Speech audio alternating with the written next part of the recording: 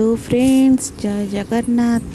Sorry ମୁଁ ଆପଣଙ୍କୁ ଏଇଥିପାଇଁ କହୁଛି ସରି कि ମୁଁ ବହୁତ दिन ହେଲା ମୋତେ ଜ୍ୱର ଥଣ୍ଡା ବହୁତ ଜୋରରେ ହେଇଯାଇଥିଲା। ସେଥିପାଇଁ ମୁଁ ମୋ ଘରକୁ କଟକ ଯାଇଥିଲି, ମାନେ ମୋ ବାପା ଘରକୁ ଯାଇଥିଲି। ମୁଁ ସେଥିପାଇଁ ଭିଡ଼ିଓ ଅପଲୋଡ଼ କରିପାରିନଥିଲି। ଆଉ କ୍ଷମା କରିବେ। ମୁଁ ଏଥର ଚେଷ୍ଟା କରିବି ସବୁଦିନ ଗୋଟେ ଗୋଟେ ଭିଡ଼ିଓ ନୂଆ ନୂଆ ରୋଷେଇ ଭିଡ଼ିଓ ଆଣିବାକୁ।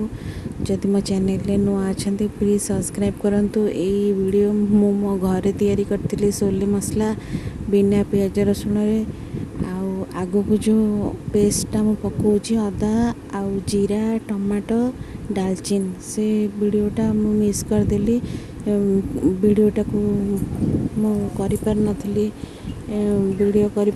ସେଥିପାଇଁ ମୁଁ ପକାଇ ନଥିଲି।